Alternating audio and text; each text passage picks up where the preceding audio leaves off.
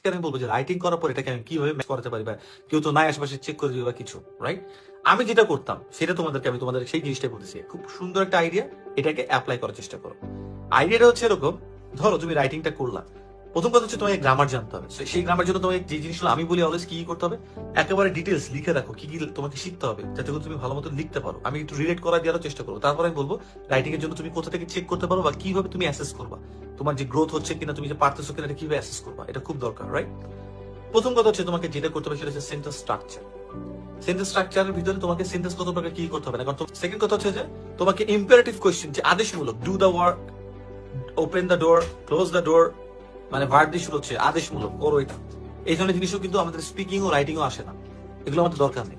So sentence কাকে বলে, sentence কত প্রকার, কি কি ইন্টারোগেটিভ, এগুলো দিয়ে দরকার। ইন্টারোগেটিভ আসে না, আমরা কোয়েশ্চেন সাধারণত করি না, স্পিকিং ও করি না, রাইটিং ও লিখিও না। কি করব আমরা, সেন্টেন্স স্ট্রাকচারটা শিখবো।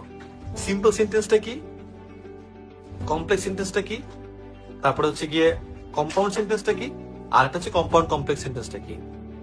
ওকে, এখন আমরা যেটা করবো সেটা হচ্ছে যে আমরা দেখবো কি আলটিমেটলি অনেক কমপ্লেক্স সেন্টেন্স, আমরা কমপ্লেক্স সেন্টেন্সটা বুঝে নিব, কমপ্লেক্স সেন্টেন্সটা কাকে বলে, কিভাবে কমপ্লেক্স সেন্টেন্সটা করা যায়। হুম, এরপরে আমরা যে জিনিসটা করবো, সেকেন্ড জিনিসটা, কমপ্লেক্স সেন্টেন্স, কম্পাউন্ড সেন্টেন্স, তো ক্লজ বুঝতে হবে। তো যার জন্য কি হয় জানো, যখন তোমরা করবা যে এই পরীক্ষাটা দিবা, পরীক্ষা দেওয়ার সময় তখনও কিন্তু তোমাদের যেটা করতে হবে, তোমাদেরকে পারপাসলি এই কমপ্লেক্স সেন্টেন্সের জন্য ডিপেন্ডেন্ট ক্লজ বানাতে হবে। এটাই শিখতে হবে যে ডিপেন্ডেন্ট ক্লজ কিভাবে বানায়। আমি 2-3টা নিয়ম শিখাই দিই, যে কোশ্চেন আসছে না কেন তোমরা ডিপেন্ডেন্ট ক্লজ করে দিবা। যেমন WH ওয়ার্ড দিয়ে যে কোনো একটা ক্লজ করলে ডিপেন্ডেন্ট ক্লজ, এই জন্য ক্লজ শিখতে হবে।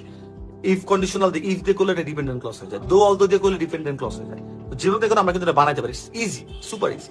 এটা শেখার পরে পার্টস অফ স্পিচ শিখলাম, কারণ কি কোথায় আমার গ্রামার, নাউন ফর্ম আনতে হবে কোথায়, এটা রাইটিং ক্লাস 1 এ যেরকম, এটা কিন্তু খুবই ইম্পর্টেন্ট।